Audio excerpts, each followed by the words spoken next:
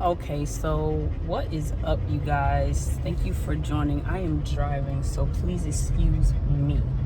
But I just wanted to make a quick little video about this whole Black Lives Matter protesting. Most importantly, the men found on the trees lynched within the last 2 months. Well, if you're new to the channel, what's up? How you doing? I'm Jazz. And if you thank you for coming back. If you hear that panting in the background, that is Gia.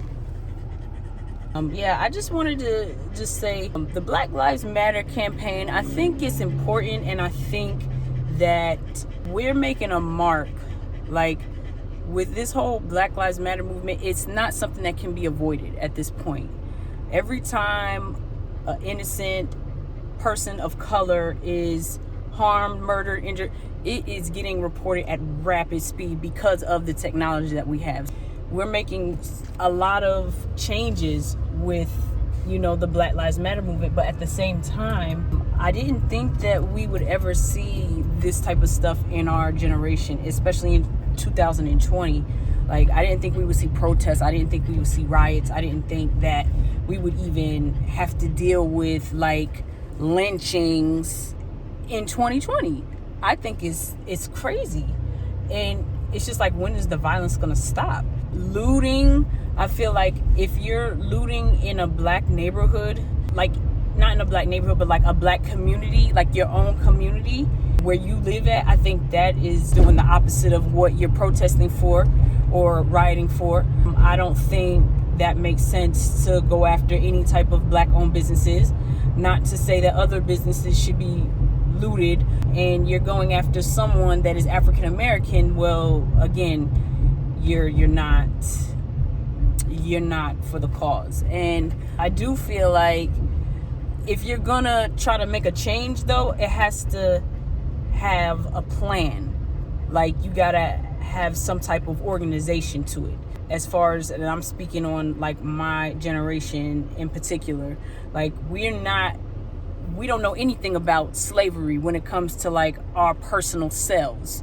Not what we know, but as far as physically having to do with anything slavery, we haven't had segregation. A lot of generations before us, they have. And we've never had to deal with that. We've been free. We're the generation with technology. We're the generation of all these things. So we react differently than other generations from the past. And it's something that can't be unnoticed. Like, we're not going to take things the same way. As far as those 4 boys, it being an accident, like I said, I don't think it was. They want to hire someone to investigate further, to double check and get a second opinion, which I don't blame them. The 4 men, that's Robert Fuller. He was 24. This happened on June 10. Then you have Malcolm Hirsch. I think I said his last name correctly. He was 31. This happened on May 31st. Then you got Dominique Alexander. He was 27, and he was found on June 29th. Then there was unidentified man. This was actually yesterday. That's June 15th. But he was Latino. He was found in a tree. Honestly, with today and how we think, and with technology and all these hate crimes and violence, there's no telling what can happen. Honestly, we need to come up with some other ways. Like, we need to have people in power, colored people in power positions in the Supreme Court, as mayors, as lawmakers, and more officers on the streets, so they know how to react. They kind of more familiar with how to handle them, if that makes sense. And even if it does come off wrong, it's the truth. They're not going to be so quick to pull a gun unless it's absolutely necessary. Trump also passed the law saying that using like a chokehold is now banned unless the officer feels like their life is in danger. But hasn't all of the officers felt like their life was in danger? So, I mean, it's good that he put that law out there, but like, is it really gonna change anything as far as how they react? because they can easily say, well, I felt like my life was in danger. So also, I can't let this video go on any longer without saying happy belated birthday to my baby. If you don't know who my baby is, it's Tupac Amar Shakur. His birthday was yesterday. Happy birthday, Tupac. I'm even repping his sweatshirt. I wish I could show you guys, but I'm driving. We need justice to be served for those men that were found in the trees. We need to figure out a better approach. I don't know what it is. It's not like I know. We've tried the peaceful way and it didn't work. We tried the violent way with Malcolm X, the more direct, if you have to get violent way.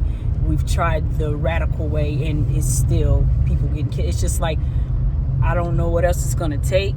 The officers that commit these crimes and they're found guilty, they should financially be obligated, and I mean from their own money, to help out these families, the victims in these situations. I think they should have to be held financially responsible. They shouldn't get help from the police force or the government and, you know, aid the families and help. I think that they should be held financially responsible for their act, and then maybe they would think twice before they actually pull the trigger, because like, wait, my pension, look, just you know, gotta represent. Like, it was Pac's birthday, like I said. It was pretty sad that this Hispanic man was found in a tree on his birthday. So yeah, there's that.